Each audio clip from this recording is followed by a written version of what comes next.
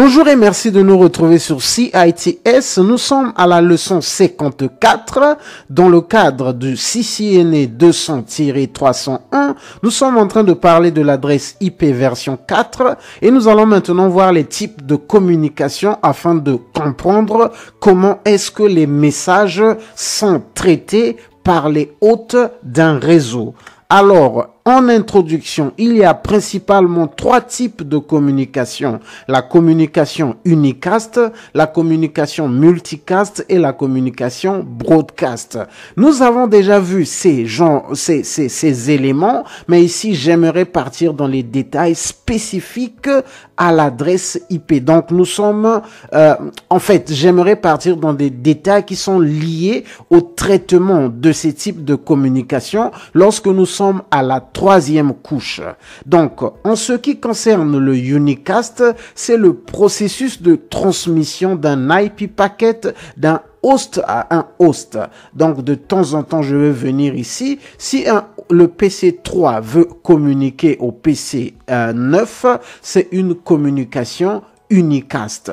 Broadcast, processus de transmission d'un IP packet d'un host à tous les hosts d'un réseau. Et ici, nous sommes dans le contexte de ce LAN, donc de ce switch. Si le PC5 veut communiquer à tous les hosts, ça veut dire qu'il communique au host 6 et au PC7. Alors, multicast, c'est le processus de transmission d'un IP packet d'un host à un groupe sélectionné de hosts. Donc, lorsqu'on parle d'un groupe sélectionné, ça veut dire que si ces PC étaient dans un même réseau et que le PC1 voulait transmettre spécifiquement au PC3, au PC5 et au PC7, il s'agit d'une transmission multicast. Nous allons voir ces types de communication dans les détails et allons-y. Communication unicast, donc c'est la communication host à host, host to host. Il s'agit de la communication normale impliquant deux hosts, deux hôtes. Donc hôte c'est host.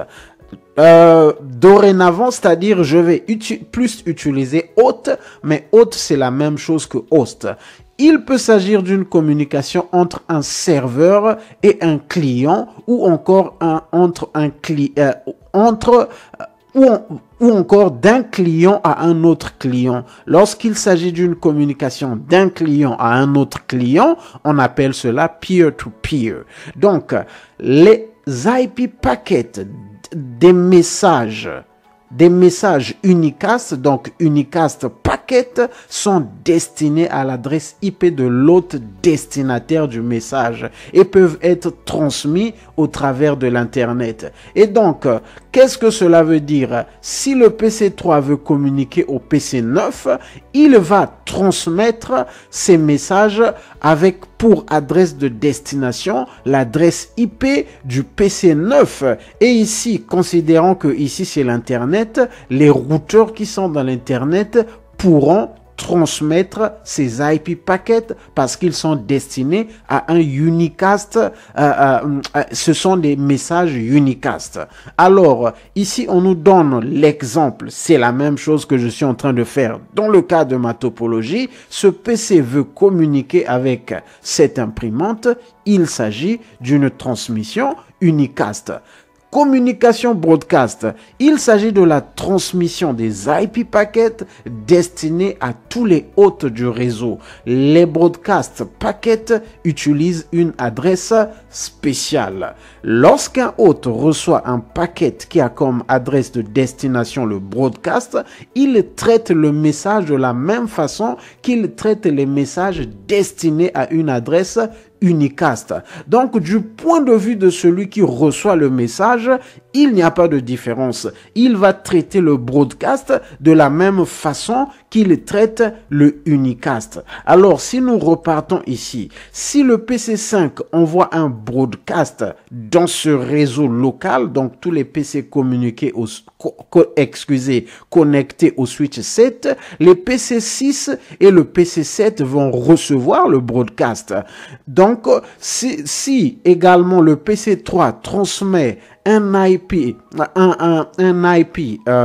unicast packet au PC 7, le PC 7 va aussi traiter va recevoir le message. Donc, le broadcast reçu du PC 5 et le unicast reçu du PC 3 seront traités par le PC 7 de la même façon. Alors, les messages broadcast ne peuvent pas être transmis au travers de l'Internet. Ils sont généralement limités au réseau local. Alors, nous allons continuer. Les exemples en ce qui concerne le broadcast. Les communications broadcast sont utilisées par un hôte pour localiser des services ou équipements pour lesquels il n'a pas d'adresse. Ils sont aussi utilisés pour communiquer une information à tous les autres hosts. Ci-dessous quelques exemples. Donc, nous avons beaucoup parlé du ARP, Address Resolution Protocol. Donc, c'est un protocole qui permet à un équipement de demander l'adresse physique d'un équipement lorsque le hôte veut envoyer un IP packet à un destinataire pour lequel il n'a pas l'adresse IP. Nous avons déjà vu cet aspect plusieurs fois. Donc, si le PC 7 veut communiquer avec le PC 5, au départ, par exemple, le PC 7 n'a que l'adresse IP du PC 5, qui est le 10.10.10.5, et donc le PC 7 va envoyer un ARP dans ce LAN, donc dans ce LAN connecté à ce switch 7. Donc, le PC 5 qui a l'adresse 10.10.5 va répondre à ce ARP en disant que c'est moi qui possède cette adresse. Et donc, ça c'est ce qui concerne le ARP. Et donc, le deuxième cas d'utilisation des broadcasts, c'est l'échange d'informations par les protocoles de routage. Donc, les protocoles de routage, donc les routeurs, lorsqu'ils utilisent des protocoles de routage, ils s'échangent les informations en utilisant les broadcast message. Alors, communication broadcast, le processus, comment est-ce que ça se passe? Lorsqu'un hôte a besoin d'une information, il envoie une demande appelée query à l'adresse broadcast. Tous les autres hôtes du réseau reçoivent le message et le traitent. Un ou plusieurs hôtes en possession de l'information demandée vont répondre en utilisant le unicast message avec pour adresse de destination celle du hôte qui avait transmis le broadcast. Donc pour revenir ici là, considérons que tous ces PC sont dans le même réseau, donc ils sont dans le même broadcast domaine. Si le PC 1 envoie un broadcast contenant une demande d'information et que le PC 5 et le PC 3 aient cette information en leur possession, le PC 3 et le PC 5 vont répondre au PC 1 avec pour adresse de destination l'adresse du PC 1. Donc, lorsque le PC 1 envoie le broadcast, il va l'envoyer à l'adresse spécifique, à l'adresse spéciale, donc le broadcast address. Mais lorsque les PC vont répondre, ceux qui ont l'information vont répondre au PC 1, ils vont mettre à la case Destination Address, ils vont mettre l'adresse du PC 1.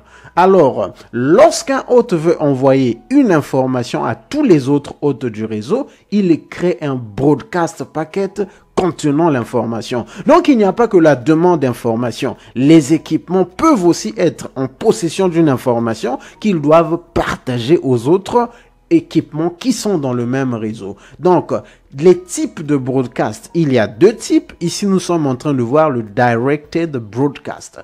Donc, le directed broadcast est envoyé à tous les hôtes d'un réseau spécifique. Il est utilisé lorsque le broadcast est envoyé à tous les hosts d'un réseau non local. Qu'est-ce que cela veut dire? Ici, nous avons ce réseau par exemple, donc le réseau 172.16.10.0 /24 et nous avons ce réseau ici là, donc le 192.168.10.0 et donc le broadcast adresse de ce réseau c'est cette adresse, le 192, le 168, le 10 et le 255. Ce que vous allez remarquer pour l'instant, nous allons voir ces détails techniques plus tard, mais je vous pointe juste que vous remarquez que l'adresse du broadcast de ce réseau, ça c'est un réseau. Donc le 192.168.10.0 / c'est un réseau. Donc tous les équipements qui sont dans ce réseau ont leur adresse. Oh, excusez, j'ai fait une erreur. Je voulais plutôt écrire 192 ici là. Donc je vais corriger cela rapidement. Donc ça sera 192 ici et ici également j'aurai 192. Ok, donc tous les équipements ont leur adresse qui commence par le 192. Excusez, je n'ai même pas tout modifié. Donc c'est le 168 ici là également c'est le 168. Ok, donc tous les équipements ont leur adresse qui va commencer par le 192.168.10 et le dernier chiffre, le dernier octet pour être technique sera l'adresse, sera le octet qui va identifier le host. Donc tel que nous le voyons, le network se termine par 0, le broadcast, le dernier octet c'est 255, donc le broadcast adresse de ce network c'est cette adresse. Alors nous allons repartir et nous allons revenir sur ce tableau. Donc, il est utilisé lorsque le broadcast est envoyé à tous les hosts d'un réseau non local. Alors, ce que je voulais expliquer, c'était que ça, c'est un réseau local, ça, c'est un réseau local. Donc, si ce PC veut envoyer un broadcast à un réseau non local, c'est dans le contexte du Directed Broadcast. Donc, un exemple, lorsqu'un hôte qui est dans le réseau 172.16.10.0/24 veut envoyer un message à un hôte qui est dans le réseau 192.168.10.0/24, il va envoyer le message à l'adresse 192.168.10.255. Donc c'est ce qui est ici là. Si ce PC ou encore même ce PC, c'est simple, veut envoyer un directed broadcast à ce réseau, ils vont envoyer leur broadcast à cette adresse parce que lorsque le message va arriver à cette adresse, tous les équipements qui sont dans ce réseau vont recevoir ce broadcast. Alors, par défaut, les routeurs ne transmettent pas les broadcasts. Toutefois, en tant qu'ingénieur, vous pouvez configurer un routeur afin qu'il puisse transmettre les broadcasts. Le deuxième type de broadcast, le limited broadcast. Le limited broadcast est utilisé pour une communication qui est limitée dans le réseau local. Les IP packets du limited broadcast sont destinés à l'adresse 255.255.255.255. Les routeurs ne transmettent pas de tels broadcasts. C'est pour cette raison qu'un réseau IPv4 est considéré comme un broadcast domaine. Un hôte qui est dans le réseau 172.16.4.0/24 va envoyer ses limited broadcasts à l'adresse 255.255.255.255. Donc, ici là, si un host veut envoyer un limited broadcast domain, il ne va pas envoyer à cette adresse, il va plutôt envoyer au 255.255.255.255. Alors ici, nous avons une topologie qui nous montre l'exemple d'un limited broadcast. Tel que vous le voyez, le routeur va recevoir le paquet mais ne va pas le transmettre, alors que tous les autres hosts vont recevoir le broadcast. communication multicast. La communication multicast permet à un hôte de transmettre, j'ai omis le 1, donc de transmettre un message à un groupe sélectionné de hôtes. Pour atteindre plusieurs hôtes, avec le Unicast Communication, un hôte devra envoyer plusieurs copies du même IP packet. Un par destinataire. Qu'est-ce que cela veut dire? Supposons que nous avons un PC ici. Excusez, c'est ce que je voulais prendre.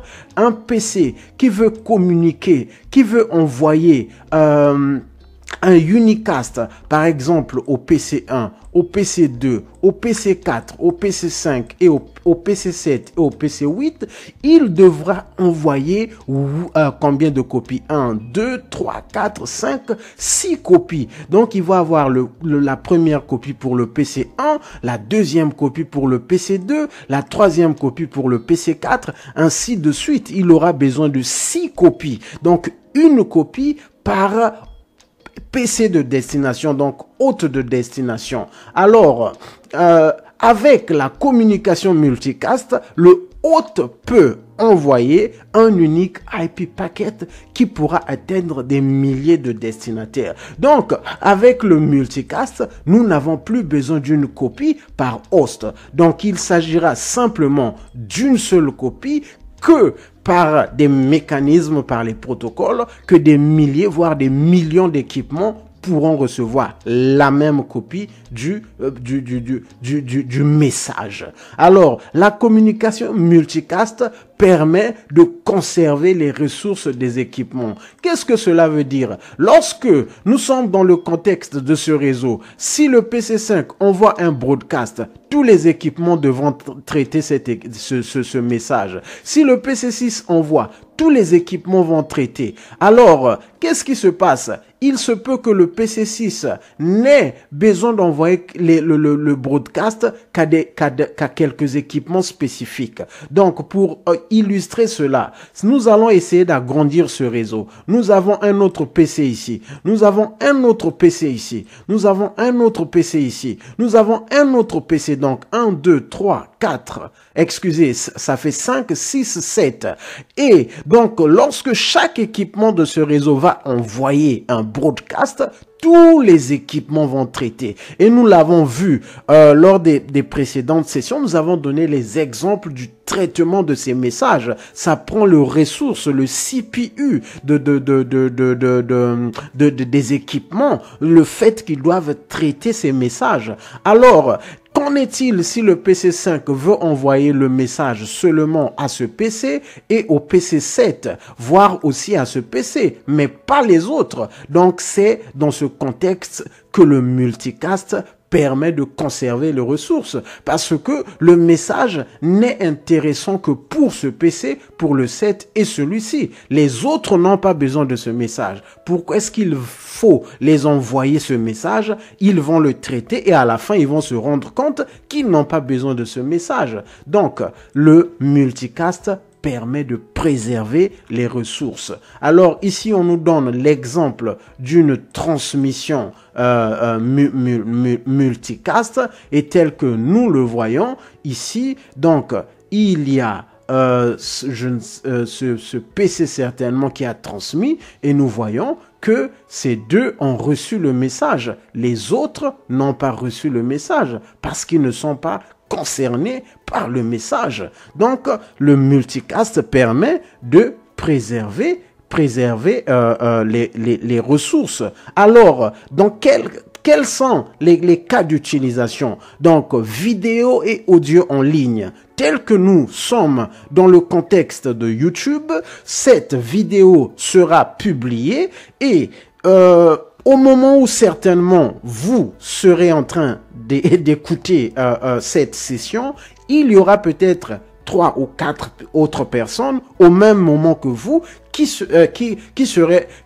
pourraient en train d'être écouté, en fait, la même session. Donc, c'est l'exemple d'un multicast. Nous avons aussi, lorsque les équipements de réseau, donc tels que les routeurs, s'échangent les informations, ils utilisent aussi les multicasts, les multicast packets. L'exemple qui est plus simple, qui est en fait que nous voyons au quotidien, ce sont les chaînes d'information telles que RFI, telles que CNN, TV5. Lorsque ces chaînes de médias font passer les informations, ils font le broadcast. Mais ce n'est pas tout le monde qui écoute TV5 à un instant T. Ce n'est pas tout le monde qui écoute CNN à un instant T. Il faut que je puisse prendre ma commande, que je puisse partir à la fréquence de TV5 ou encore de CNN afin que je puisse suivre. Mais pour eux, c'est un broadcast. Pour ceux qui écoutent, en fait,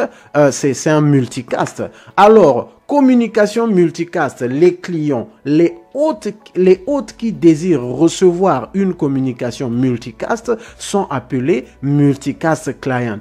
Ils sont clients. Donc, les multicast clients utilisent les services initiés par un programme, donc un software client pour souscrire au groupe multicast. Donc, lorsque vous partez sur YouTube, vous voulez regarder une vidéo, c'est ce que cela veut dire. Donc, vous souscrivez à écouter un message et vous devenez, vous allez être client du groupe de ce multicast. Donc, chaque groupe multicast est représenté par une adresse IPv4 unique. Lorsqu'un host souscrit à un groupe multicast, il traite les paquets destinés à l'adresse multicast et ceux destinés à l'adresse unicast. Qu'est-ce que cela veut dire? Ce PC ce PC à l'adresse 192.168.10.9, c'est son adresse IP unicast. Mais supposons que ce PC souscrit à un groupe multicast, donc le 221.0.0.12, il va traiter, lorsque le PC qui va envoyer le multicast va envoyer les messages, ce PC va écouter, puisqu'il a souscrit à cette adresse, il va recevoir les messages qui seront transmis à cette adresse. Et donc, il va aussi recevoir les unicasts qui seront transmis à son adresse IP unicast. Donc, ici, j'aimerais encore préciser. Donc, lorsque nous sommes dans le cadre d'un multicast, il y a un groupe. Donc, tous ceux qui souscrivent à recevoir le multicast font partie du groupe. Et lorsque le message est transmis, eux, ils reçoivent le message. Mais ils doivent aussi traiter les messages qui sont transmis à leur adresse IP unicast. Alors, il y a une classe d'adresse pour la communication multicast. Donc, c'est le 224.0.0.0 jusqu'à 239.255.255.255. Lorsque nous allons avancer, nous allons apporter des détails sur les classes d'adresse IP, mais cette session avait pour objectif de baliser la voie à ce qui va venir aux classes d'adresse IP version 4 et autres.